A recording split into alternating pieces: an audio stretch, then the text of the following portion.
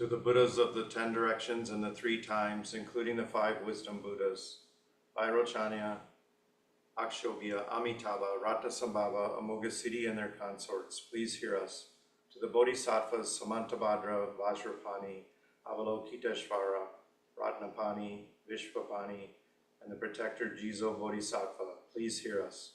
We ask you, supplicate you all to bring down the light to heal and protect all of the Sangha, the students and practitioners, the families and friends of Sokokoji Buddhist Temple Monastery, its buildings, houses, rooms, and everything in the gardens and adjoining grounds from any negative energy or the dark forces. Bring down light and protect us now.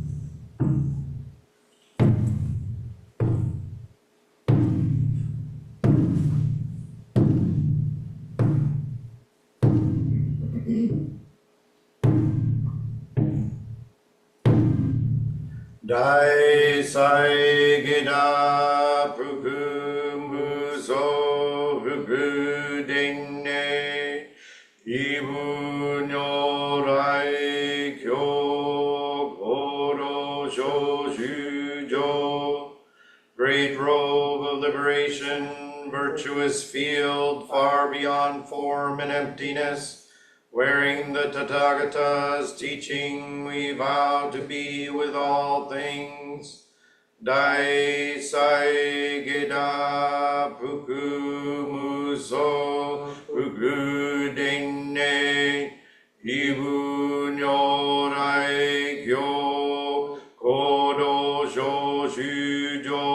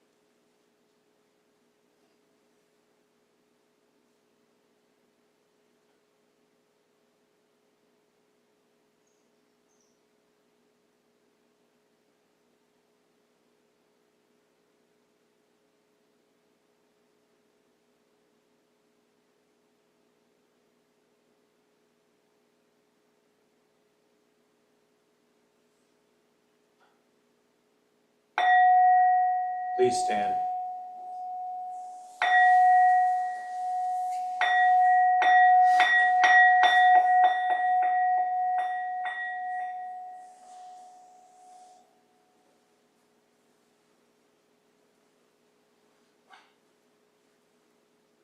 The four vows.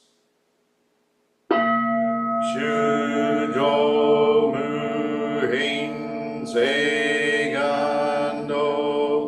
Beings are without number, I vow to liberate them all.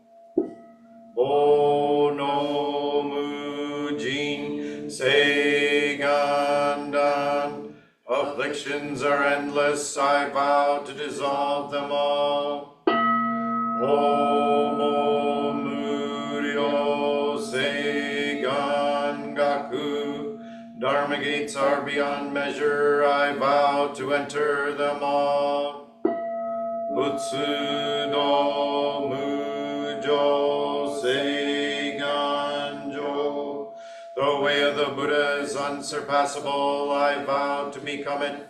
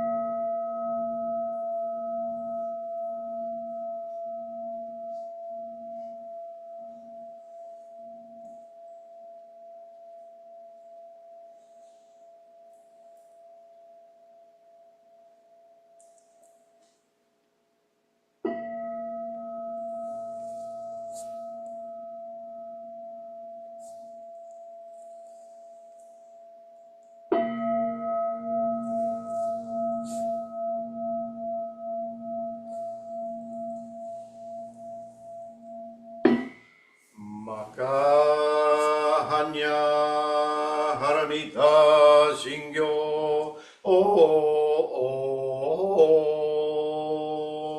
kanji saibo satsugyo jinhanya haramita jishogen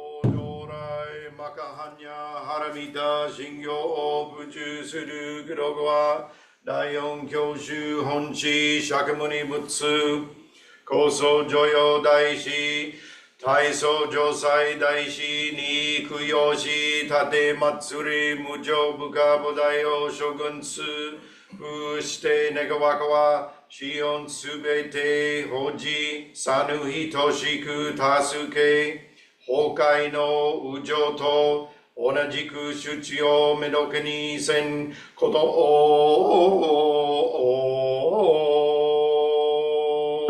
ji ho sanji ishi buji son busa moko sa moko hoja horomi daijin narani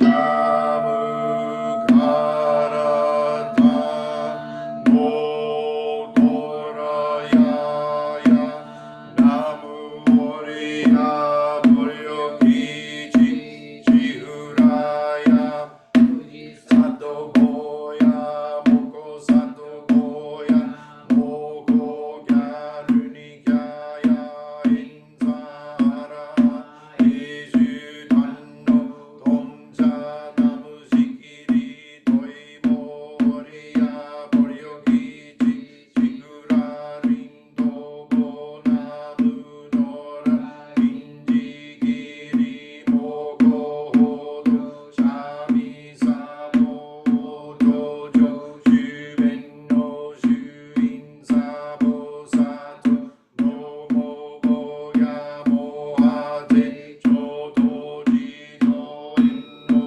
boryokiru yaji garaji kiri moko uji sato sabo sabo mora mora mogi mogi ridorin guryo guryo kemo doryo doryo ojayaji moko ojayaji dora dora shiri shiguraya sharo sharo momo hamora ojiri iki iki shino shino rasan furashari asa asan furashaya guryo guryo mora guryo guryo kiri sharo sharo shiri shiri suryo suryo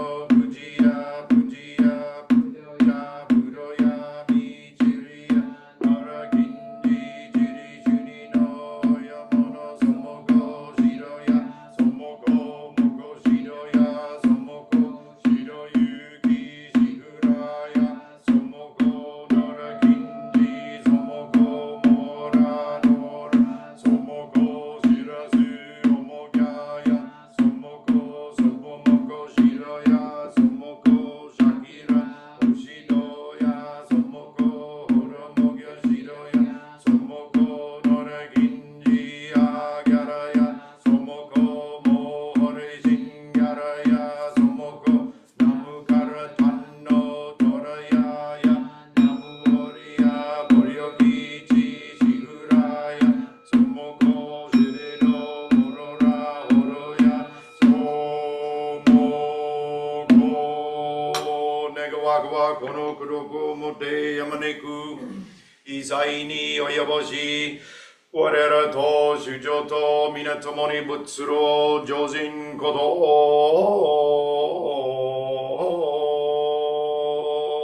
ji ho sa ji shi bu ji son bu sa mo go sa mo go ja horomi hogyozan mai.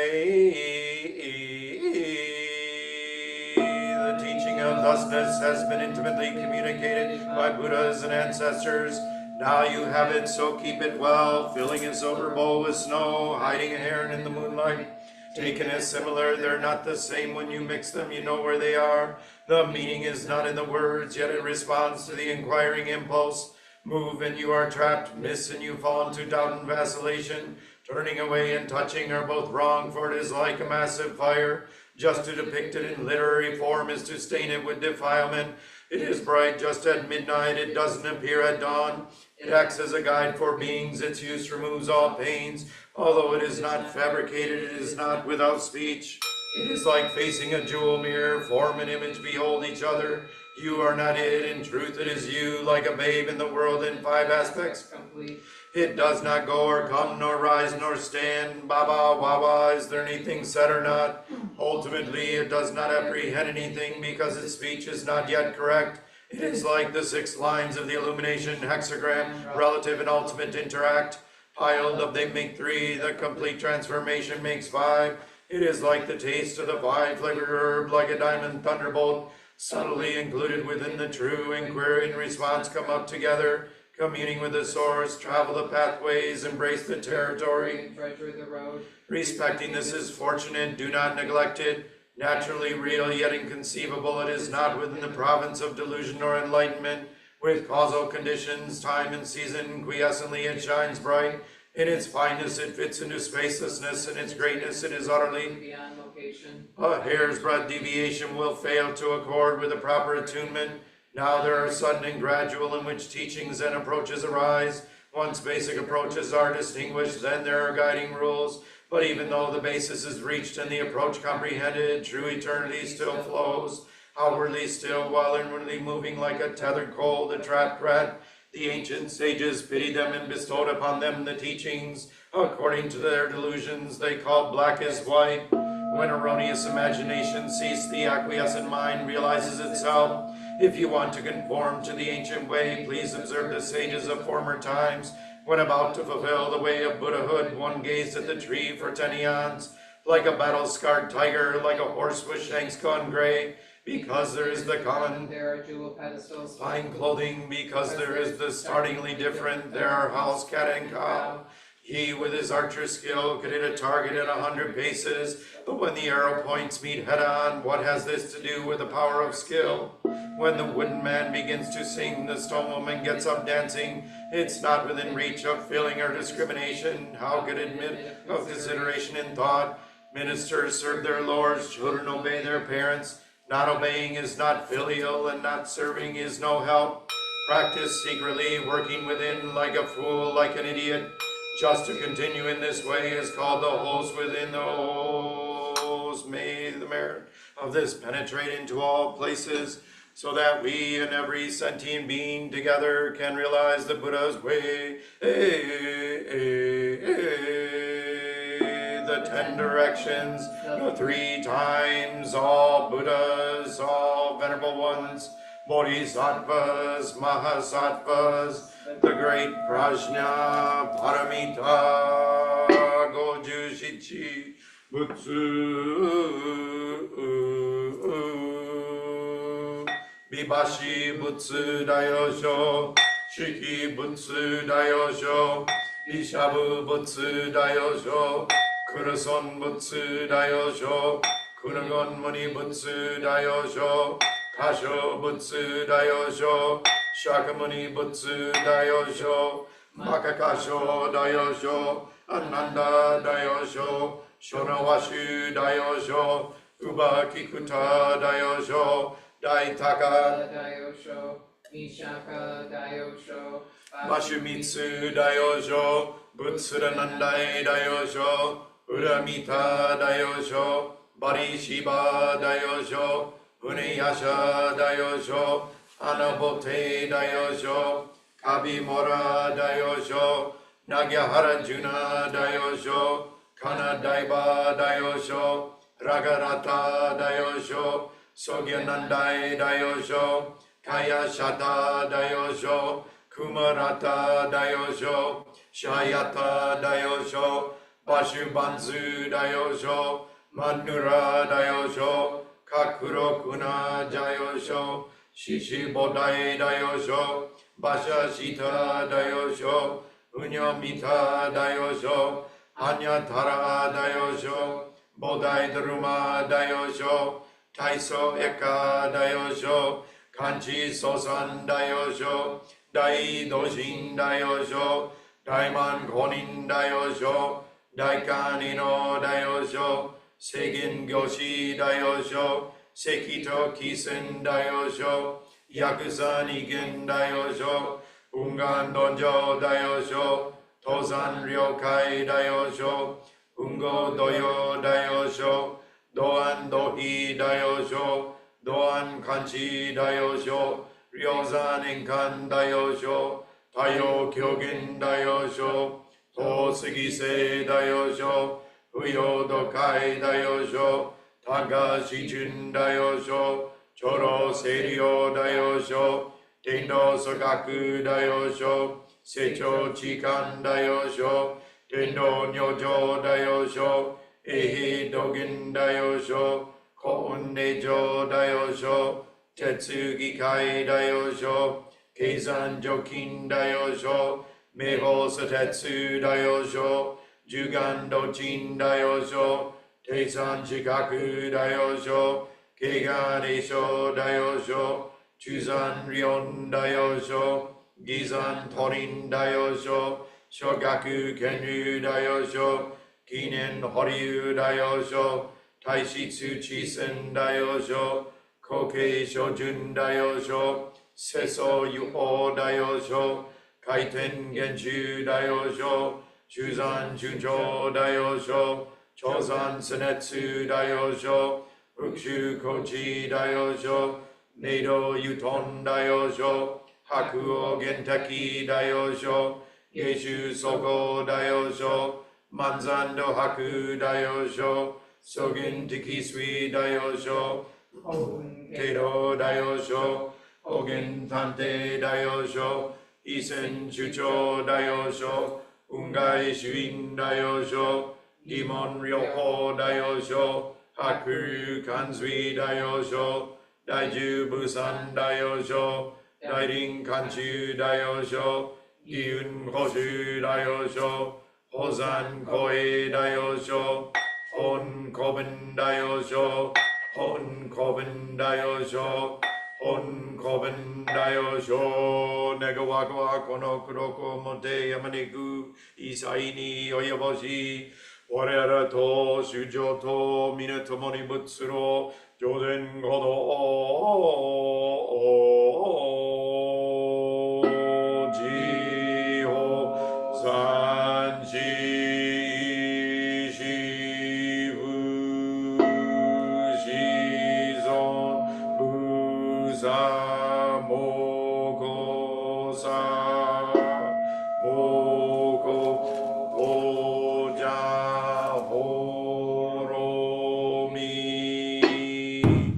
the mother lineage.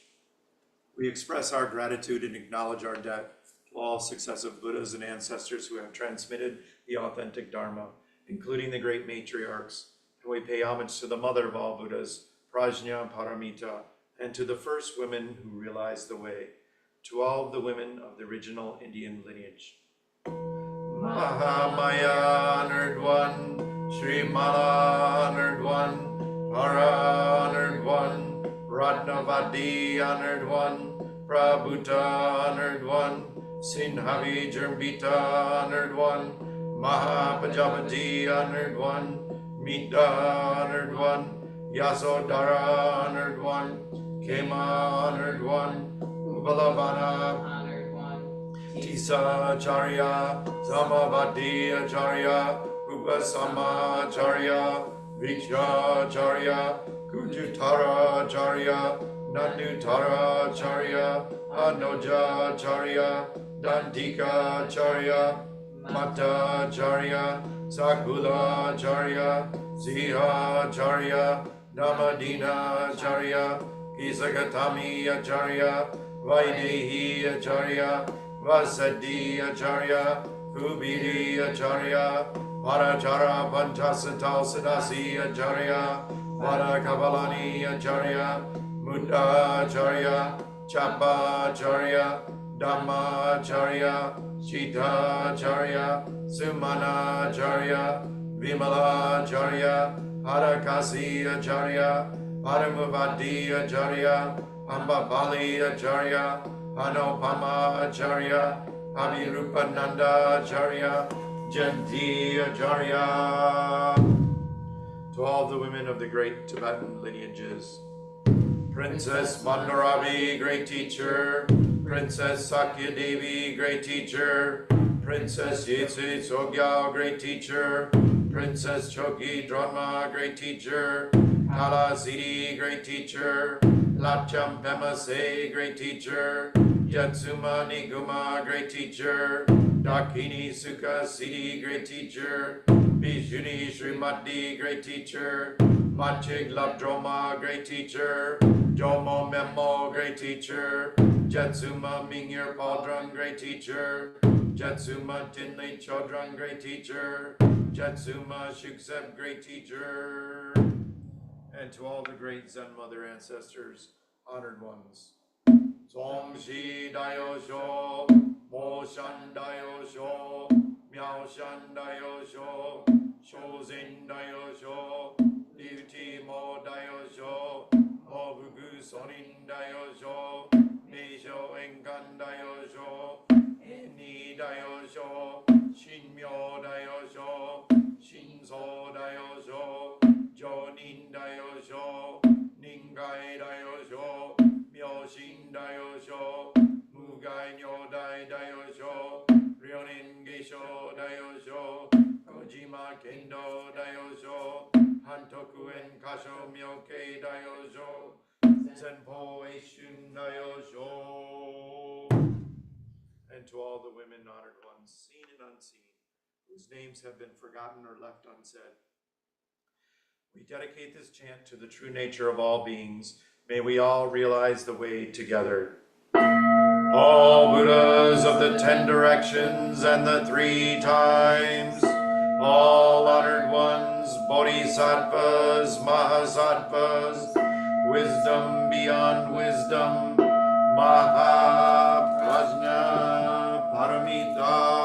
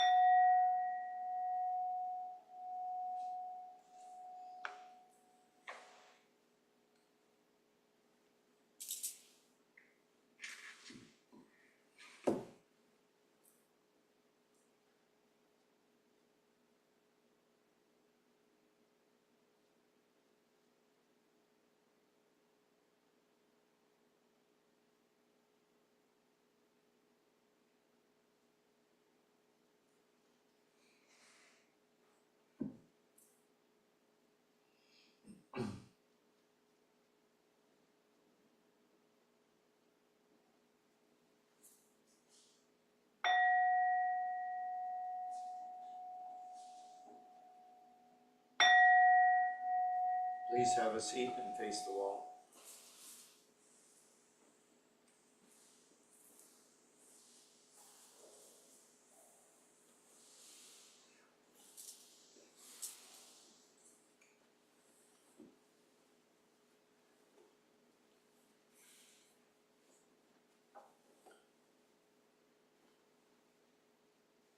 Meditation instruction number 58 from Sokuzan's book, 108 Meditation Instructions. Nothing extra. Please face the wall. After all morning of shifting around this way and that, mind going this way, turning around, going the other way, thinking about this, analyzing that, constantly commenting on everything that arises. Now we take a little time to sit down, hold very still without being rigid, and observe what arises between the 6 sense fields: sense of touch, sense of taste, sense of seeing, sound, smell, thinking. Just observing the objects arising. Watching the dynamics of each of these sense consciousnesses that keeps saying me, me. Keep saying, I smell, I see, I taste, I touch. Just observe that. Observe that until there is just smelling, just seeing, just thinking. Nothing extra. Just that. Not even the personal pronoun. Just seeing itself. Just thinking itself. As simple as possible.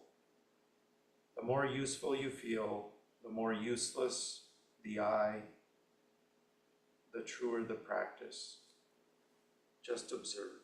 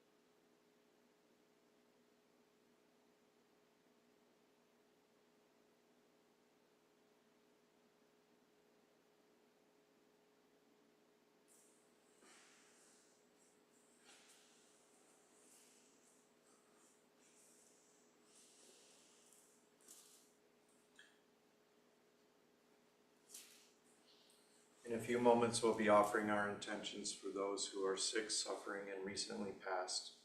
If you have a loved one you'd like added to our list, please provide their first name.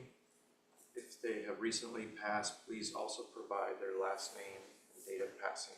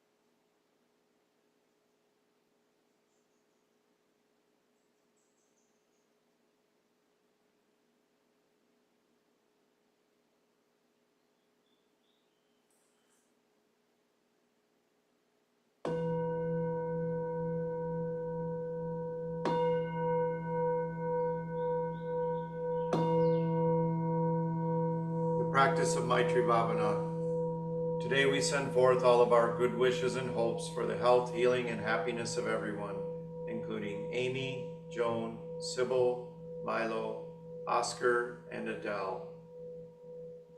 Unlimited friendliness, an adapted version of the Buddha's Metta Sutta. This is what should be done by the one who is wise, who seeks the good, and who knows the meaning of the place of peace. Let one be strenuous, upright, and truly straight, without conceit of self, easily contented and joyous, free of cares. Let one not be submerged by the things of the world. Let one not take upon oneself the burden of worldly goods. Let one's senses be controlled. Let one be wise but not puffed up, and let one not desire great possessions, even for one's family. Let one do nothing that is mean or that the wise would reprove. May all beings be happy and at their ease. May they be joyous and live in safety. All beings, whether weak or strong, omitting none, in high, middle, or low realms of existence, small or great, visible or invisible, near or far away, born or to be born. May all beings be happy and at their ease. Let none deceive another or despise any being in any state. Let none by anger or ill will wish harm to another. Even as a mother watches over and protects her child, her only child, so with a boundless mind should one cherish all living beings, radiating friendliness over the entire world, above, below, and all around without limit. So let one cultivate a boundless goodwill towards the entire world, uncramped, free from ill will or enmity, standing or walking, sitting or lying down, during all one's waking hours. Let one establish this mindfulness of goodwill, which is called the highest state abandoning vain discussions, having a clear vision, free from sense appetites and addictions, may all beings be happy and at their ease.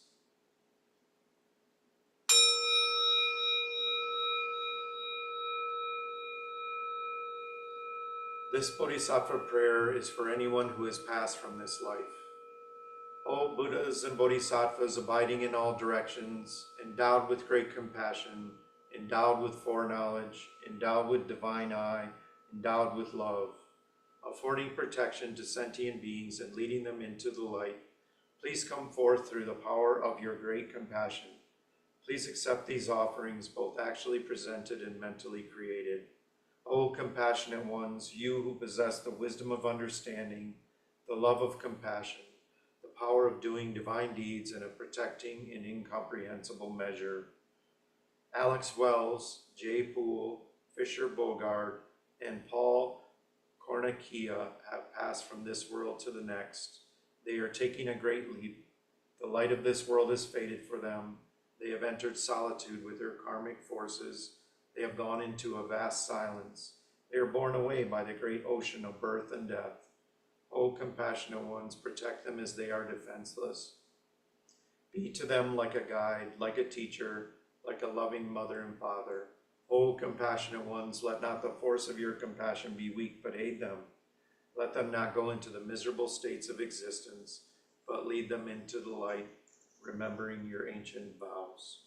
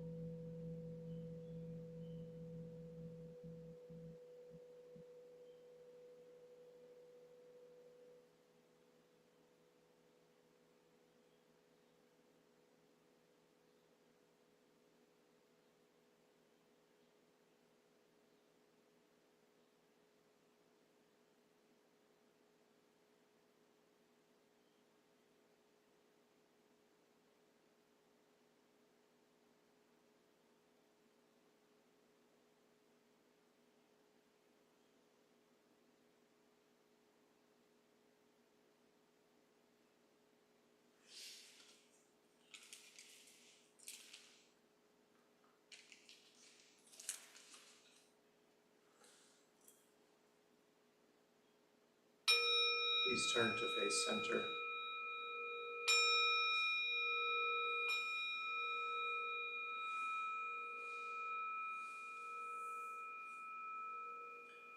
Supplication for the long life of Kyon Sokuzan. Namu to Kobanchino Roshi in the Soto Zen lineage, Chogyam Trungpa Rinpoche in the Karmakagi lineage, the Order of Immediate Light, Queen Srimala and the Mothers of Wisdom, all Buddhas and Bodhisattvas, ancestors and heirs, and the masters of the three times. You are the Vajra-like awareness, manifest for all beings, as a mountain, as the Garuda, outrageous and inscrutable. May that mountain, patient and immovable, be a platform for Buddha activity to flourish in all directions and times. Please remain so that we may awaken into true devotion and fulfill our vow to liberate all sentient beings. Om Ah Hum Vajra Guru Padma Siddhi Hum.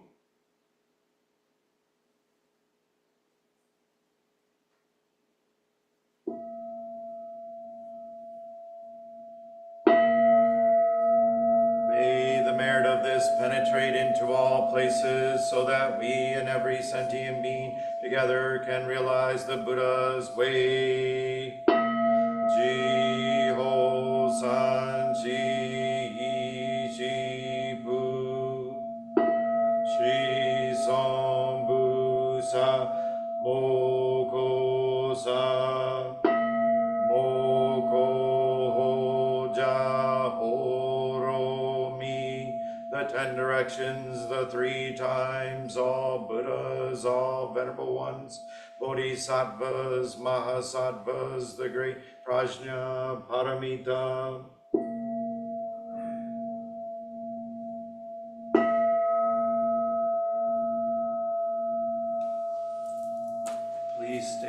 face the main altar to bow to the Sangha that has joined us online.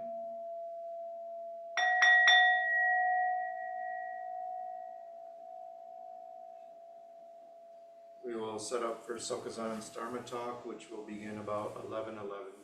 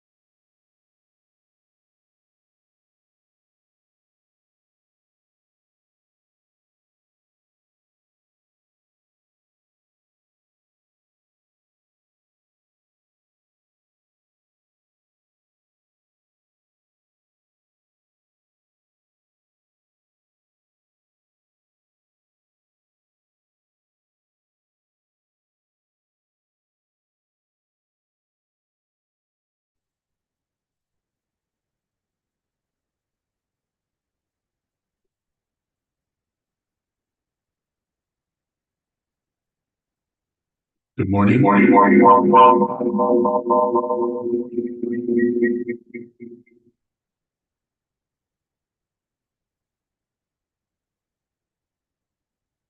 morning. Worked better that time. Okay, you can take out your earplugs. So thank you for coming to this Sunday Dharma talk that's been going on for many, many years. I have a few people online and very few people here in the Zendo this morning. People are busy doing other things, which they should be. This morning's Dharma talk is titled Body Stories. Body Stories. About. It's always about awareness. So that topic or talk title, Body Stories, can go several directions, and I may take it in several, but I'm going to take it in one in particular. And you could even say that you're constantly getting stories from your body in terms of how you feel, when something is hurt, when you have a headache, when you have a sore foot, when you have skin pain, as I do, and all of those things are going that direction. And then also when we practice shikantaza or zazen, this is something I've talked about a little bit in the past. I usually talk about this individually to people if they'll present themselves and even have any curiosity about their awareness practice.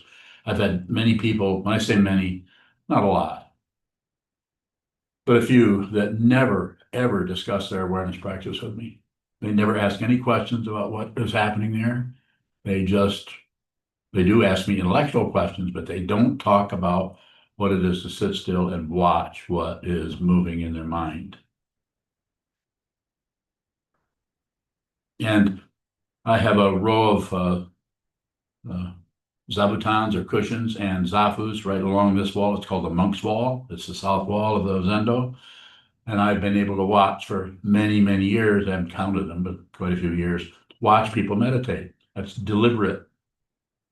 I can also see people on the other wall, and I can see a little bit into the north gate, but people over there I'm not as concerned about because they have plenty to look at over there. So I'm not saying that I need to watch everybody and everybody has to come in front of me and meditate so I can analyze them or see what's up with them. But watching people's movement, as you understand, or possibly you understand, at least you've heard, I say sit still, hold still, but don't necessarily maintain the stillness, but always return to it. You can't return to something that you're not aware of. And if you just sit and continually fiddle with your fingers slightly, or move your finger across your knee if you're sitting in the resting the mind mudra, if you're sitting in the what is called cosmic mudra like so, you can still kind of move your fingers a little bit there, rub your thumbs together, maybe even twiddle your thumbs. I've seen people meditate and actually twiddle their thumbs. You know what that is when you go like that. They do it very slowly, so you can't really be accused of it. If you said, twiddling your thumbs again, I see, they would go, oh no, I'm just readjusting. This one was tired being on top. And, you're going to get a story from everybody. What did I just say? Body stories, stories about everything. People would justify everything they do. If I point out someone's movement in Dokusan and an interview, they will tell me why they're doing that. Well, I had to, because, and again, it's not about right and wrong. It is about being aware of what's happening. You can sit and move your body from now until for a long time. And if you're aware of that, that is not disrupting your awareness, that aspect of awareness that is about seeing into your true nature, seeing into your fundamental nature. That's why I say you don't have to get rid of ego. You don't have to get rid of your confusion. You do not have to get rid of passion, aggression, and ignorance. You don't need to get rid of those. Some teachers teach differently. You can't see the truth unless you're no longer confined by passion, aggression, and ignorance. And I might agree with that to some extent, confined. But if you just see it, then it comes and goes. It doesn't belong to a person anymore, even though there's a body here. There's no grasping at that as your problem or your victory.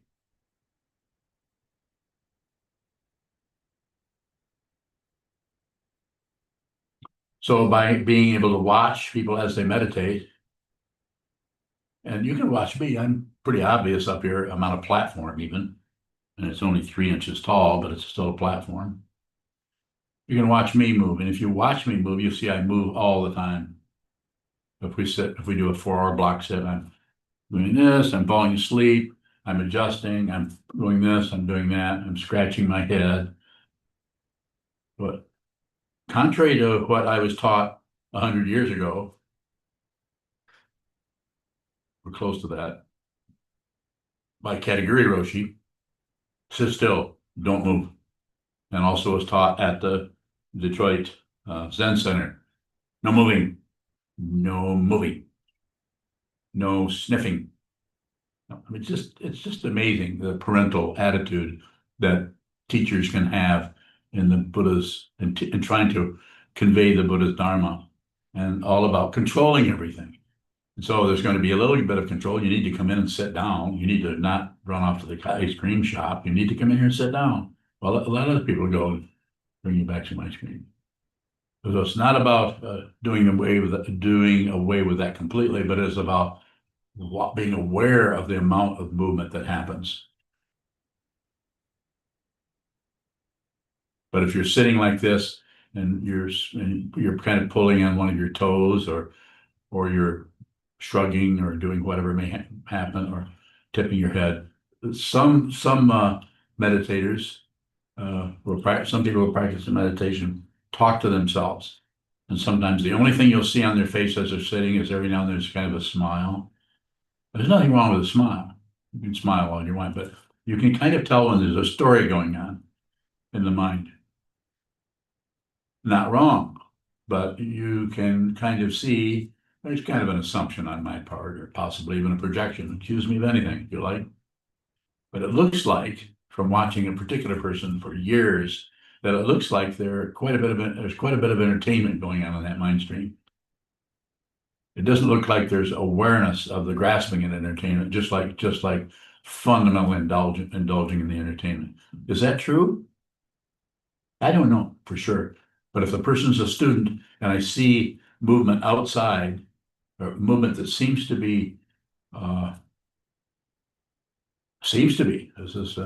and as a teacher and having some experience, of course, I'm going to have a little bit of insight into this, but I'm not positive of it. But over time, that shows up as just of spending their time sitting, entertaining themselves, or distracting themselves into something that's more comfortable than just receiving whatever shows up.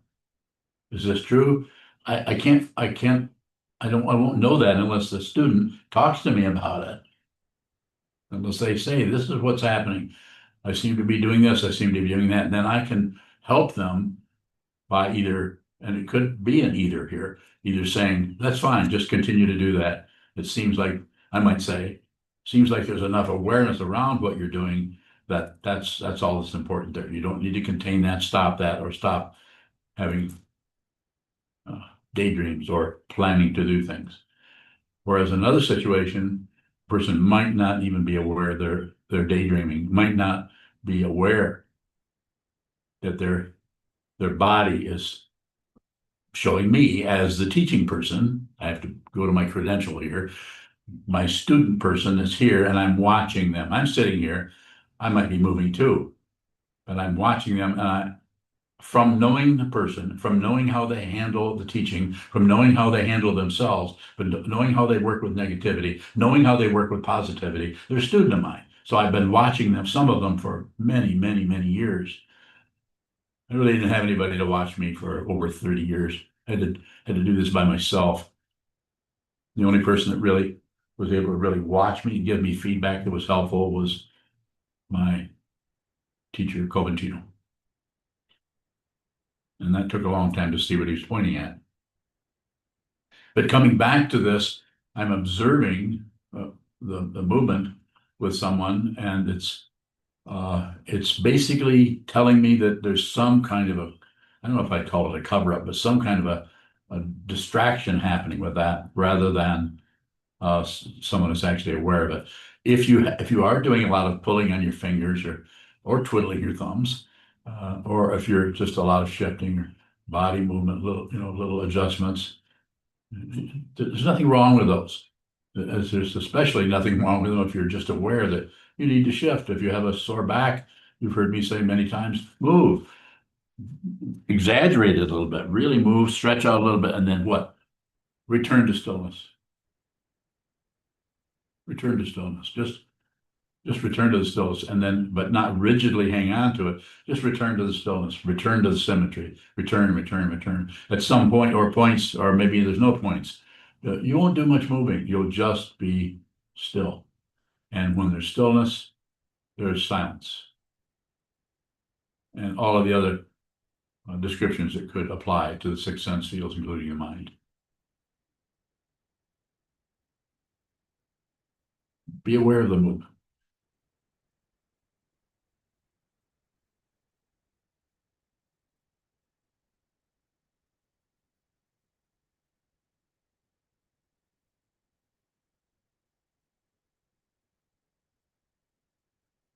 I can take a question, or I can continue to talk. I've got another direction to go a little bit, but you can come to that. Go ahead. Milk bowing, what does our body show us about awareness, Mom?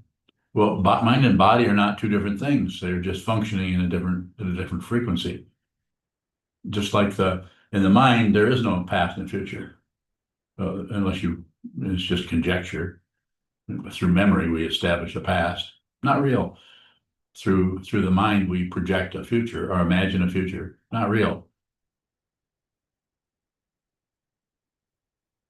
So that I can go a little further if you want, or you can ask another question.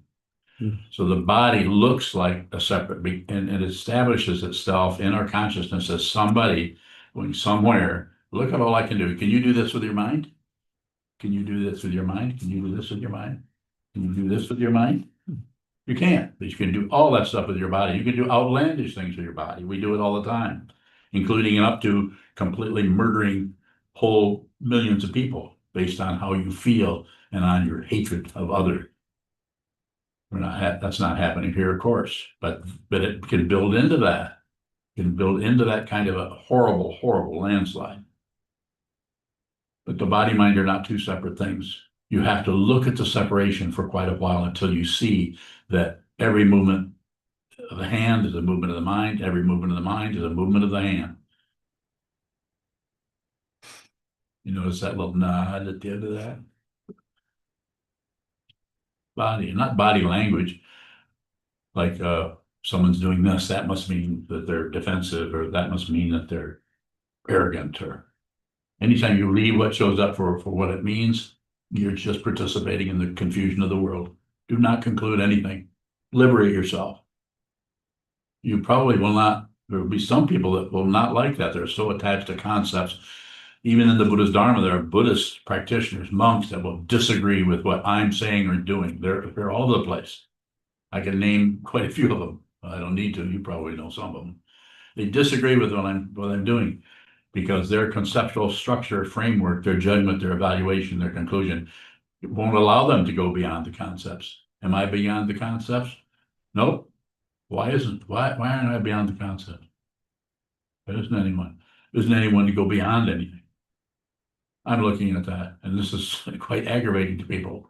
If I say I'm looking at it, and people don't want to look at it, they want to think about it and conclude really intense, complicated stories about the nature of ultimate reality relative to conventional truth. Samvritti Satya, Paramartha Satya, Kunzup, and Dundam. I've studied all of those. I've been studying them for many, many years. All the teachings about those. I don't really remember all of them, but I certainly have plunged down into that way before I met any of you people. Notice I've said that, you people.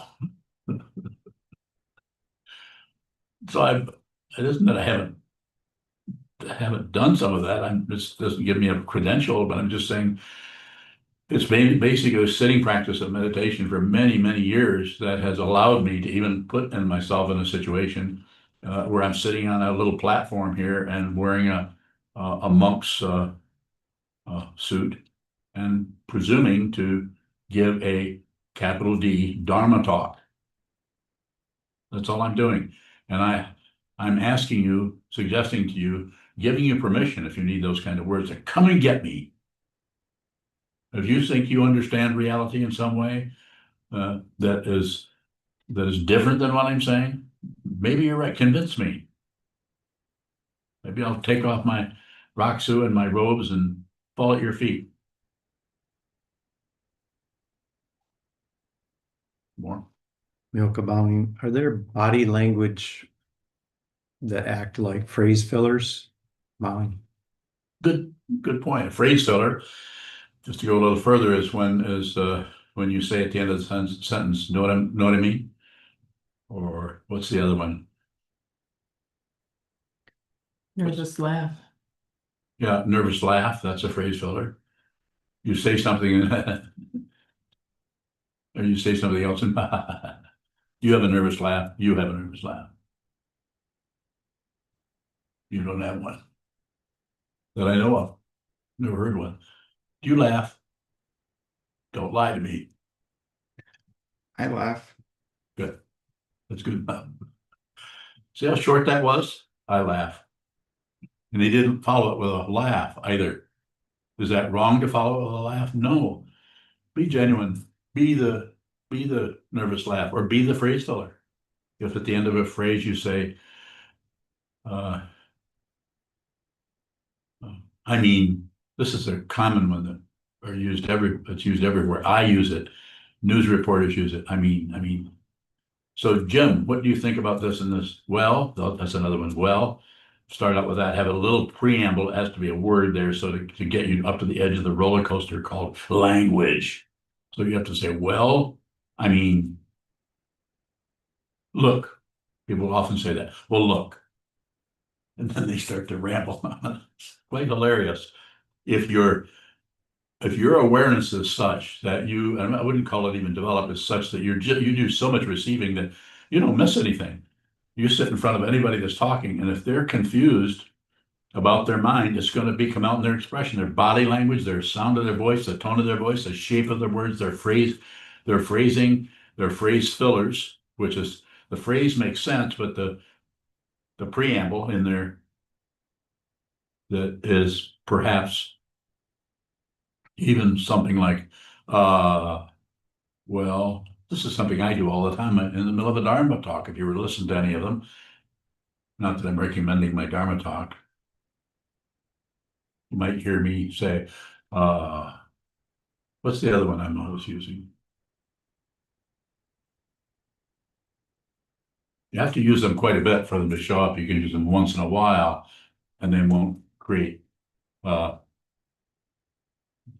many pages in an empty book. So. Oh, I do use it. I do. This is one too. I do. Yeah. Yeah, sure. So I think sometimes we even start a Dharma talk that way, don't we? So Yeah, that's the one. So.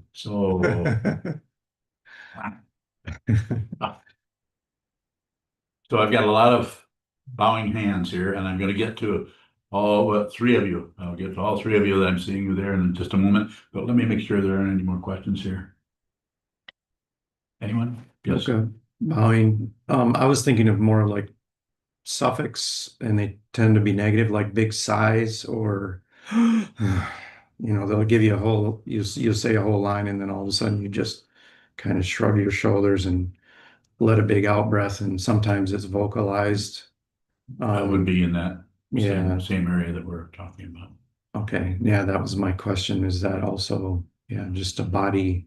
Anything that's other than the content. This isn't to do away with someone's humor or someone's expression or all the other things that can show up there. And I'm going to emphasize what I've been emphasizing since I began functioning as someone that points at something.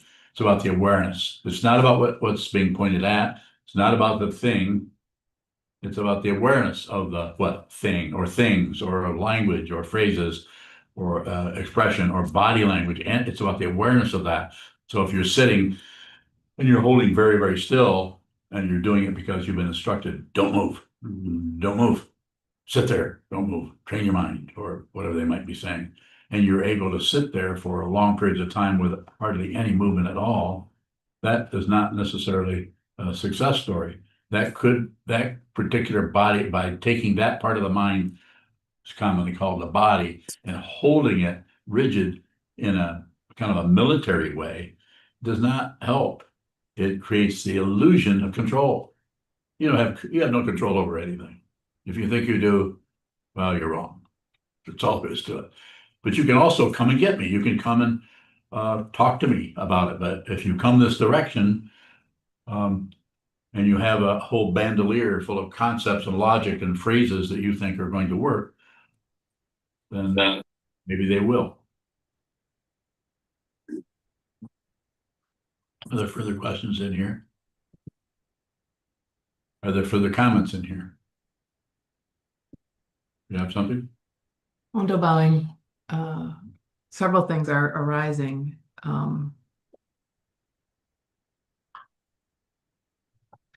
What about like when we're on the cushion and you are saying to hold still? It seems like movement is helping us see the identity.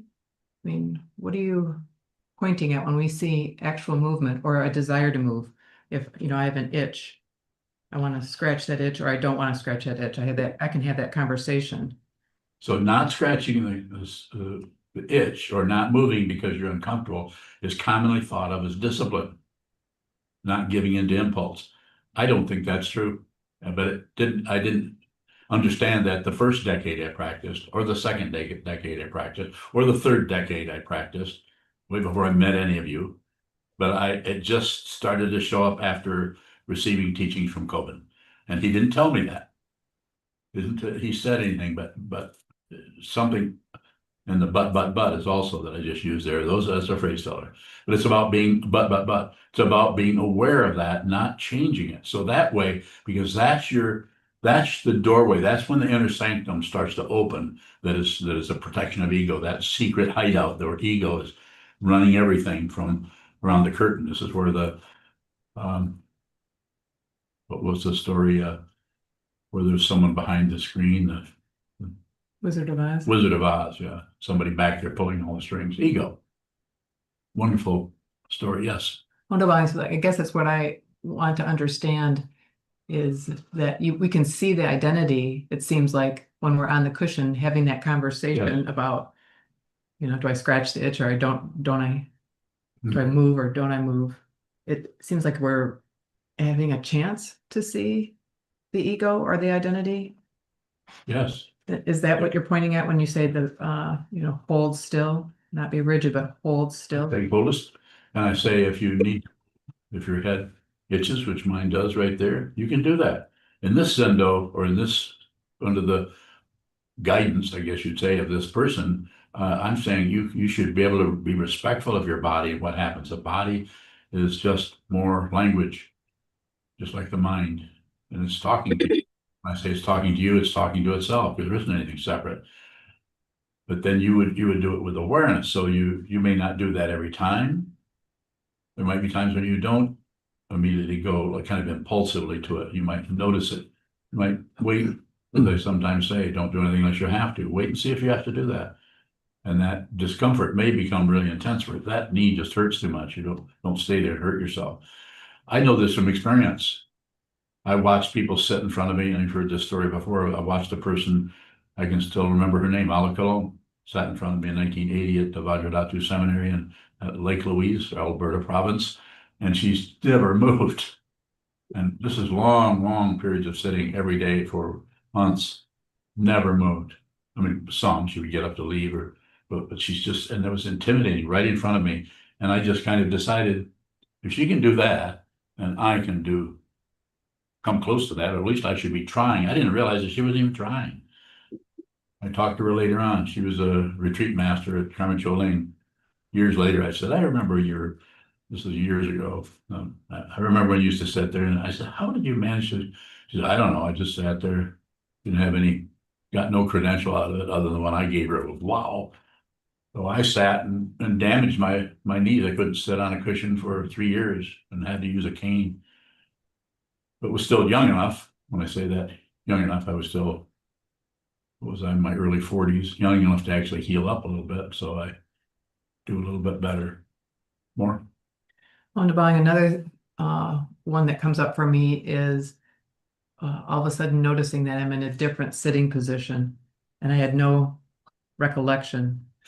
So that's interesting. That's awareness, but it's also there's awareness that you didn't, that you blanked out, or you could use that term if you wanted to, that you just were so distracted into something else that didn't have enough shape or content to it to feel like a distraction. So that's very important. I've watched that happen with people, not because I'm such a genius or because I read minds. I don't have to. Body and mind are not two different things. If you know that, you just read bodies. And do you read the body? You don't really read it. It's just obvious. If you don't need to be pointed out over and over and over again, the difference between an apple and a banana, it's obvious. But unless you know that, and you have some kind of a blindness to it, then I think this is the blunt banana, or maybe a simple image or something, but it's like that. That's why I say hold still. A little bit of maintenance, but not much. No credential orientation to that maintenance. When you need to move, then move and do it very deliberately. Do rather than some kind of an impulsive move, and then return to the stillness. Return to stillness. Return. I think Gregory Roshi, one of his, or maybe the only book, was called "Returning to Silence," which is another returning idea that he taught. James, go ahead. James Bowen, how does holding still, giving up on moving and physically being unable to move differ in terms of training? Not sure I understand what it is you're asking or what you want to know. I know you've strung some words together there. I would have to come back and say, what do you want to know? What do you want to know? The difference between a teacher that says, they say just hold still, and a teacher that says, they give up on moving, and then another teacher where, let's say you were just tied up to like a tree or Well, something. what do you think I'm saying? Because I don't fall in any of those categories. I'm trying to say what the difference is between it's. I was watching like a thing, a difference between being tempted and not having a temptation. The difference between what's the difference between someone being taught to hold? So, one is about control, and the other one is about control, and the third one you mentioned is about control. And I'm saying I'm about awareness. Awareness. Be aware. You cannot control anything. You do not have control. You do not have a say-so. You do not have a say-so about what you're saying, nor do I. I'm functioning out of what I'm looking at, and this sometimes really is irritating to people who are functioning out of what they think about. They can't imagine, my speculation, what it would be like to just not think about it. Pretty astonishing, because you always think, but if you think, you don't. Jijin. Bowing. Do other teachers who teach in different way not see what you see? No, they see it, but they don't know what it is. So they think up stuff about it. They may have a very clear insight into shunyata, emptiness, the emptiness of this and the fullness of that. They may have all kinds of concepts. Everything can come back to a recipe or a structure or a description. Anything that shows up in experience can be described. And I'm not against that. And some, there's one, hear me say, it's one of my favorites. I always go to, I'm going to write a book someday and I'm going to call it, no, I won't do that. So what I'm saying, a little bit more, and then you can return to your questioning style. I don't know what I was going to say, so go ahead.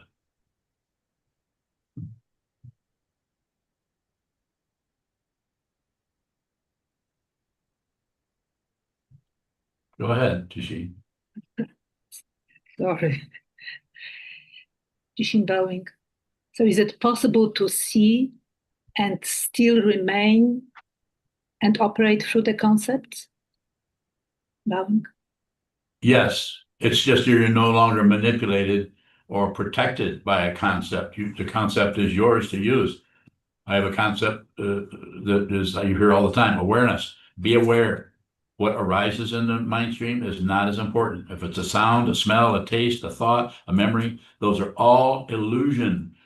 And you will not be able to prove that. There's no evidence for this. That's why the world, billions of people are caught up in the warfare of right and wrong, should be and shouldn't be. Even students, recent students of mine have all left because they think I'm unethical or not teaching properly, or who knows, you have to talk to them. And I'm sure they'd be happy to tell you all about it and describe what a terrible teacher this is. Been going on quite a bit. But it's not important to even look at that. That people are doing the best they can, even the people who are caught with their ideas, their opinions, their judgments.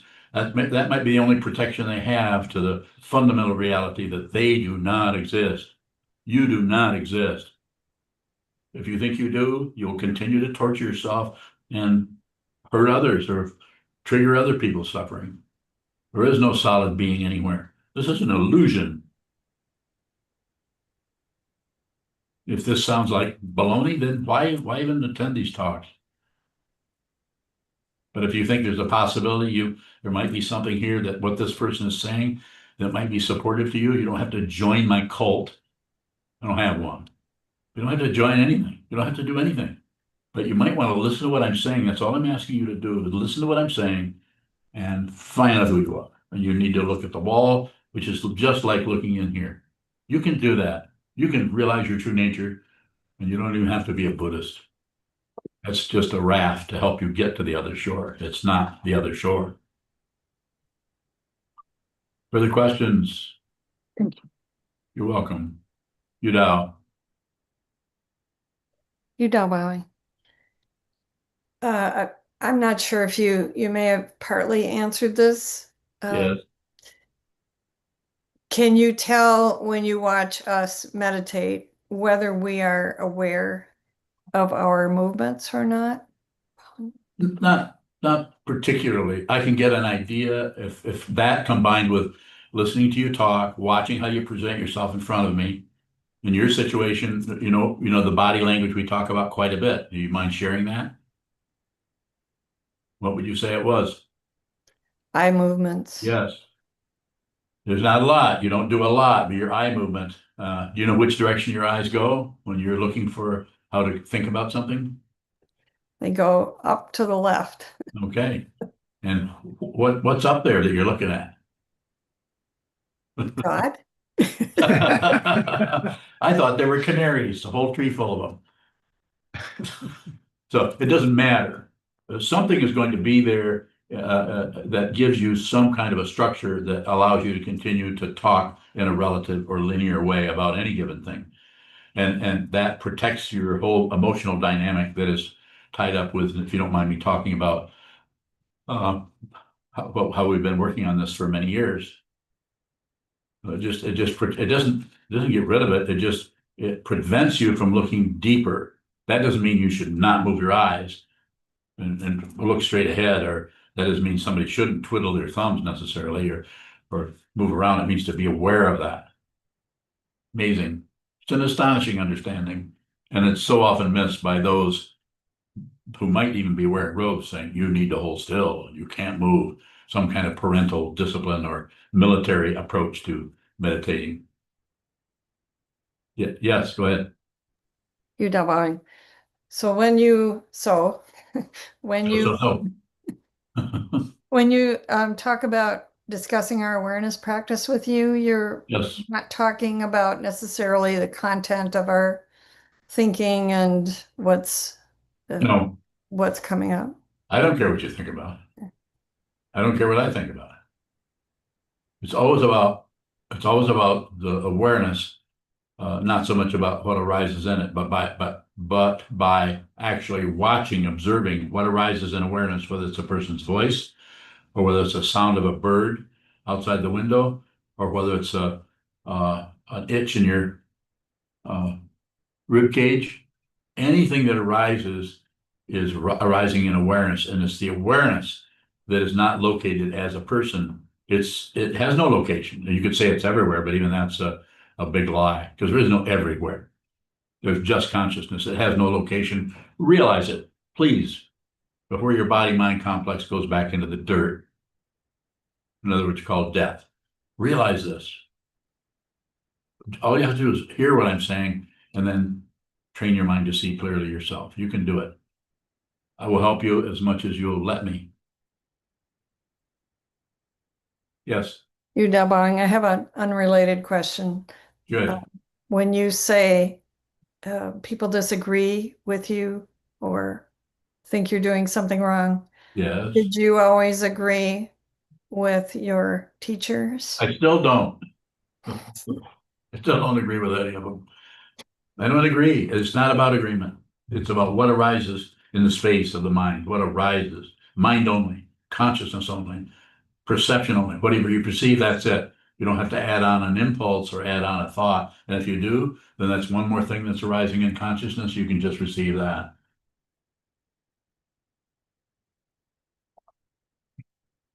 Thank you. Didn't agree. And I'm not, just to go a little further, I'm not asking anyone to agree with me about anything other than any of the people I'm talking about here are people who at least have been committed meditators. So it's not like there's some kind of big disagreement going on, but there's something about this person that is this teaching person or this energy that comes from this person, especially the last several years, that is very difficult for people to be around. Would you say it that way?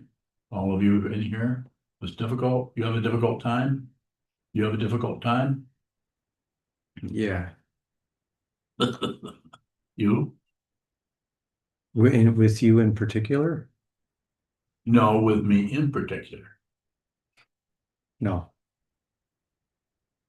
It changes. It changes, yeah, it does with me too. Yes, Same. same. I'm not even gonna ask all of you guys online, there's just too many of it, and I don't want that much negativity right now, so thanks. Okay, let's go to Deb. She's not had a question yet. Deb, Yes, Deb Bowing. I have a question about a relative experience, not on the cushion, but making facial expressions that I'm not aware of. yes, Somebody else concluding what that means and then coming back to me and saying, am I, for instance, sarcastically saying, am I boring you? Or what's that face all about? Oh, how generous that person is. And then, of course, I blame them for embarrassing me and shaming me. Yeah. Is that just my pride, my ego? And is that just another thing to be aware of? Deb Bowing? Yes, and that's another, when I said you could go many directions, that's another direction that I have, well, if it depends. I have people who have a lot of facial expressions that I see and I watch them as they're talking. I have a bunch of them myself. Some of them are very deliberate. The facial expression is amazing. You can just scowl, you can deliberately scowl at somebody and be pretty convincing, at least I can. And so I have some people I've given them feedback about how they do. One person, I don't know if let's see if he's here today. Yeah, Nishikai is here. It's not that what Nishikai is doing is wrong. It's just that when I say just be aware of I've never told him to correct anything. Just be aware of how your face moves at different times. He's not the only one. I'm just picking on him because he's here. So there's other people I could talk about that are not here, so I don't particularly want to do that. But there's something about that if you're aware of that, it does tend to slow down a little bit, but it doesn't need to go away. I'm not trying to erase your personality. Your personality, if you realize your true nature, your personality is going to come out like a clown right out of a circus tent. I'm not kidding you. You'll actually live your life. You'll be genuine. You'll no longer be afraid of your karma. You might yell at people that before you would have kept your mouth shut. You're not concerned about what people think of you anymore. And the reason, if you need a reason, there aren't any people. So everybody having their opinions about you, it's just like a lot of people in a play, in Shakespeare, that blaming each other, even killing each other, hurting each other, turning into demons. Just amazing. I'm laughing, I'm smiling, and I'm laughing about it is because it's so unreal, and people don't have to torture each other or themselves.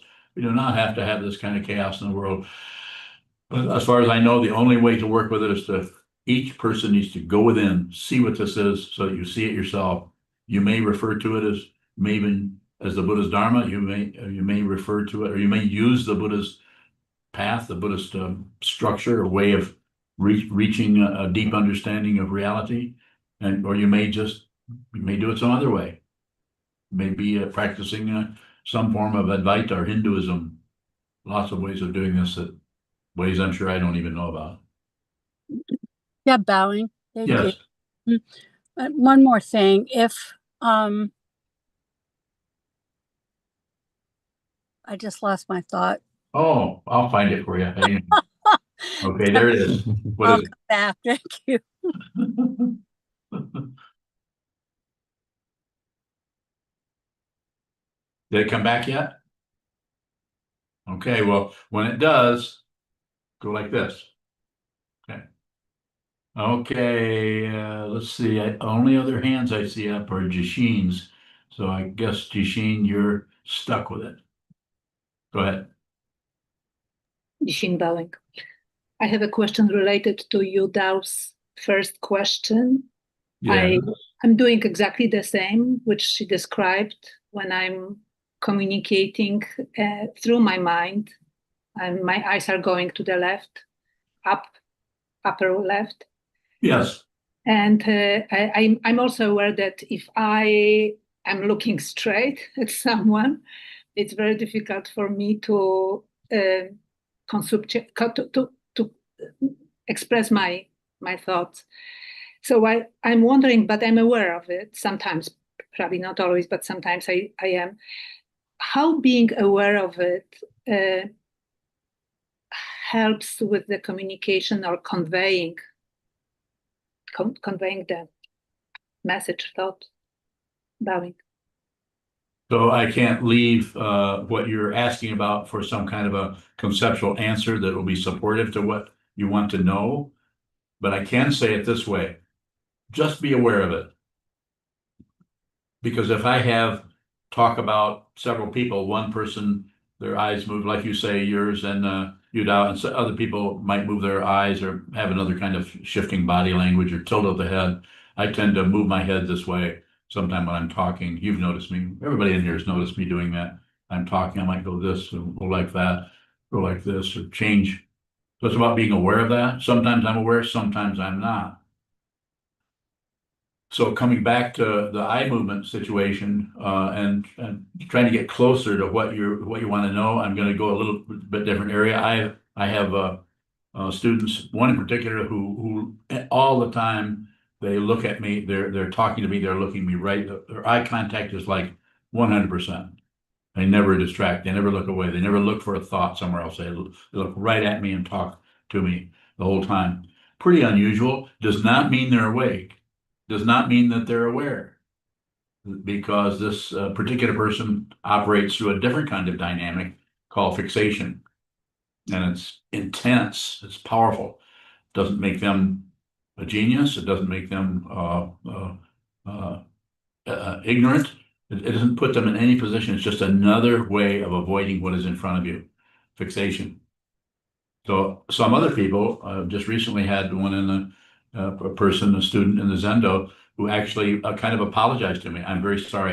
I'm not good at eye contact. So every time this person would talk, they would look away from me. And then they would quite talkative and talk and talk and talk. And then when they were done talking, then they would look at me. But then if I started to talk, they might look away then too. Not particularly good at eye contact. It's not bad. You don't have to have good eye contact. You need to be, here I'm biased, or you need to just be aware of where your eyes are, of what you're looking at, what you're not looking at. And if you do distract, just watch your eye movement go up there. That way awareness is accompanying the ignorance, if there is some ignorance, accompanying the passion, aggression, ignorance, if that's happening. So you're clear about that. It's about the clarity about the confusion, not getting rid of the confusion. Jen, what is that kitty's name again? Vera Vera. Katz. That's right. What was her last name? Katz. Vera She's Katz. she's Huh? pro-Palestine. She's pro-Palestine. Oh, She's Jewish, like all my friends. oh, good. Well, I'm not Jewish. I'm a friend of yours. That's true. Didn't mean to correct you. It's only about awareness.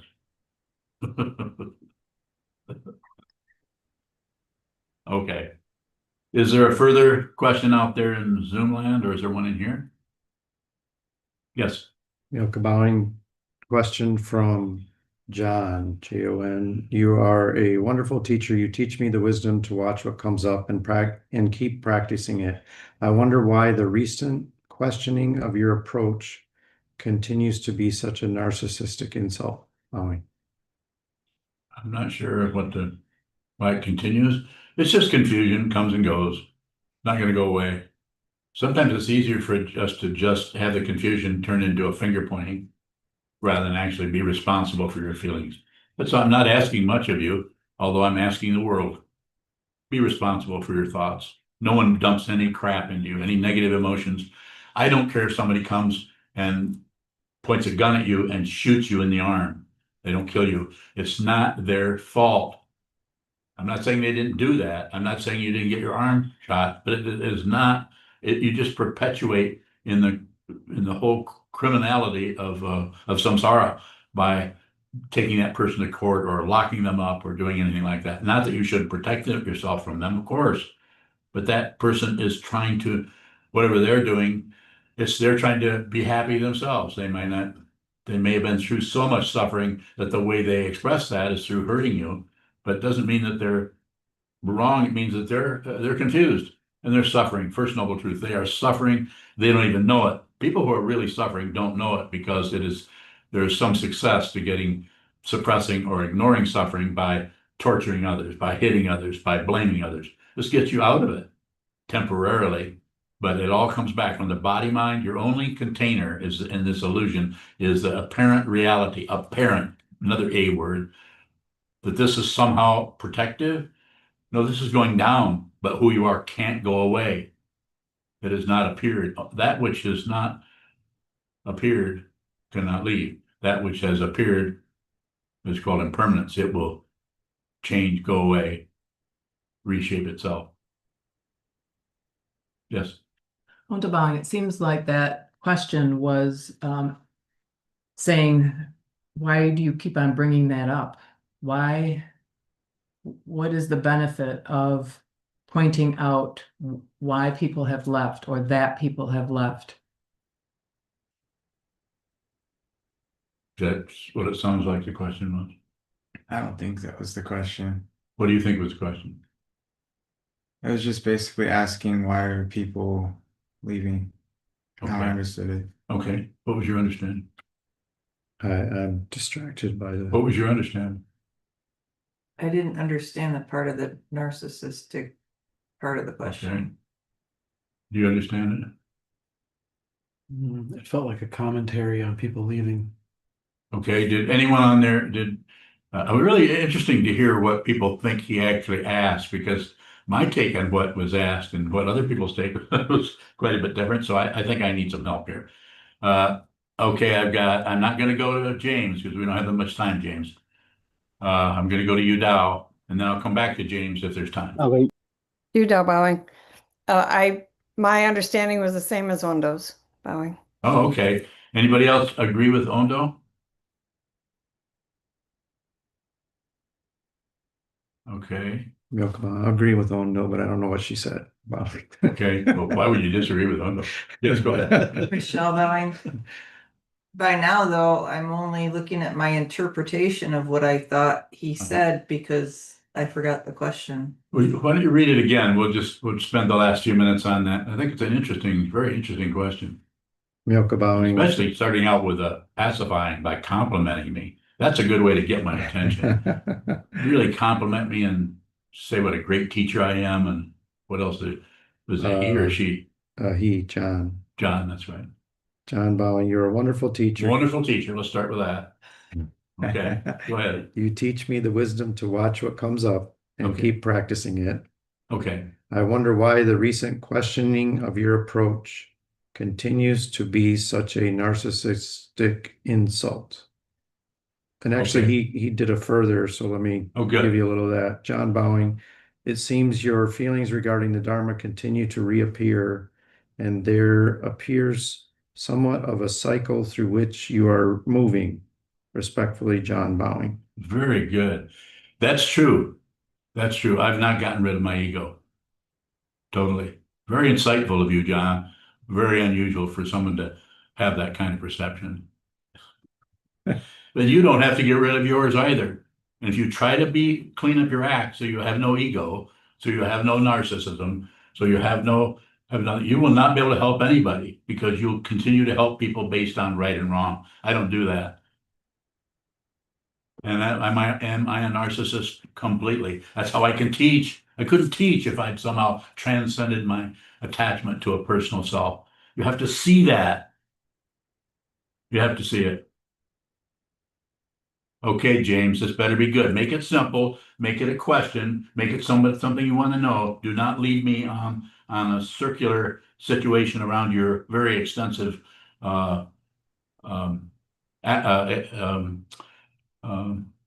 what do I want to say? Acumen. That would be a fancy word. Acumen. Go ahead. James Bowen. So, how likely is it that Sokuzan could fly into a rage and order something like the Sangha to go on attack or something like that? I've been watching some anime where they just do a one episode ending like that, where the guy just goes crazy and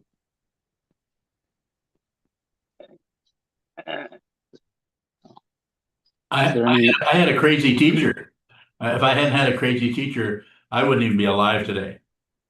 My teacher, Chogyam Trungpa Rinpoche, was wild and crazy.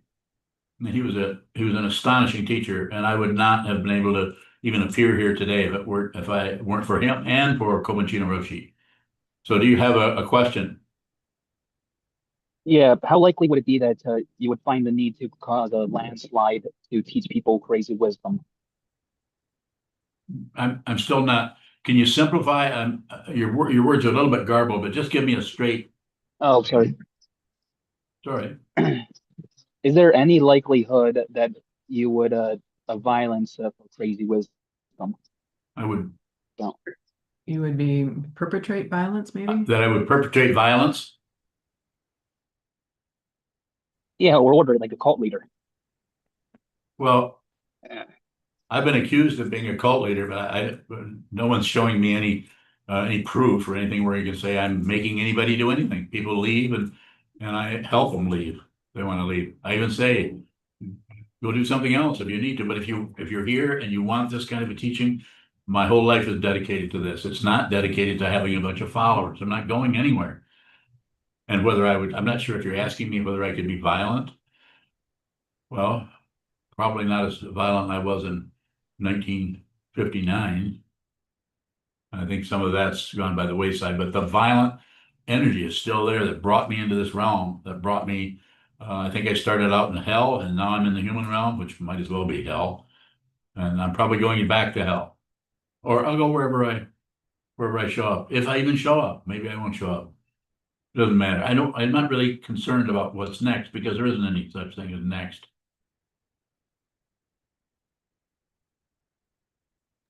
Okay. Okay. Well, All right. all right. All right. Thanks. Oh, Something else? also one more thing. I think his question means, you know how if someone brings up something over and over again, Yeah. I think sour grapes kind of thing, Yeah. narcissistic that way. Yeah, I'm very sour grapes and narcissistic. It's just I'm disgusted with myself. After every Dharma talk, I sit around and think, I've done it again. I've returned all the sour grapes, and so Uh, so let me ask you this, James. What are you doing here? What are you doing here? Why would you even come and talk to this person? Why? oh, I trust it. I believe in it. You believe in me? Yeah. There's a lot of people that have been through this whole thing. A lot of people who have been here, been students of mine for many years. They're still here, and then there's other people who were here for many years and got upset and took everything personally and didn't realize that the things that were rising in their mind were just stuff arising. That doesn't make them Yeah. I doesn't mean, make them wrong. Doesn't make me right or wrong. Just all the right and wrong stuff is just extra. And you're not you're not a miracle worker. So what are they expecting? You it's know, well, you're getting some big chuckles here in this room about that. Let's see. mm, Let's see if Jen is smiling. Yeah, Jen's smiling. So Jen knows I'm not a miracle worker. Yes, I'm not a miracle worker, but I can help you in an amazing way that is not available very many places, and that is li just listen to what I'm saying and just train your mind. Find out what's right here, and don't look out here. Somebody can look out here, but this is the place to look. When you're all alone, when the internet shuts down because of the craziness in the world, and there isn't anything but you and maybe a building you're in, train your mind. You don't need a cell phone, but you do need to see what this is. If you need anything, you need to see what this is, because this is the only thing that's going to work for you when death comes without warning. Is that nihilism? Not really. It's just the truth. If everything's going to die, we're going to die. Maybe not this week, maybe not this year, but find out who you are so you know, so you will be function as being fearless. Let's close now. Thank you. Thank you for attending. Thank you for your questions. Thank you for your great humility.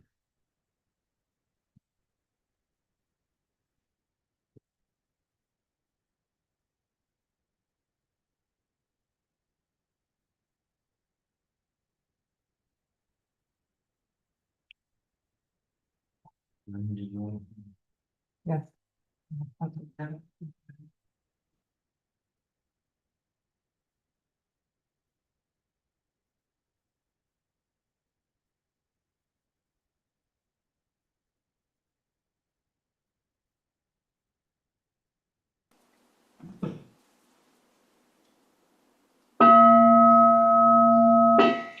May the merit of this penetrate into all places, so that we and every sentient being together can realize the Buddha's way. Ji-o san-shi ishifu,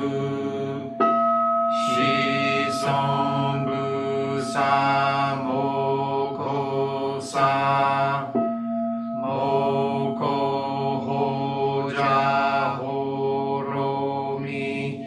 The 10 directions of 3 times, all Buddhas, all venerable ones, Bodhisattvas, Mahasattvas, the great Prajna, Paramita.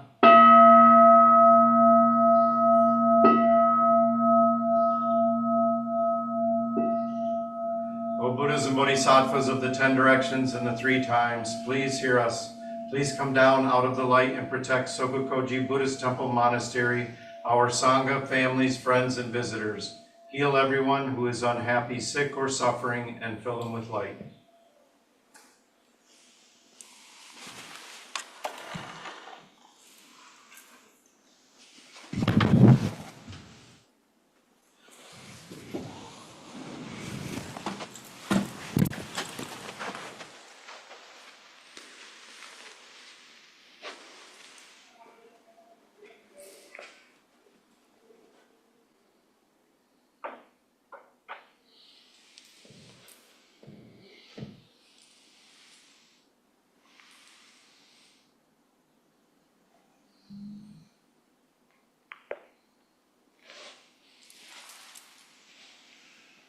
Thanks again for attending. And also thank you, John, for that great question.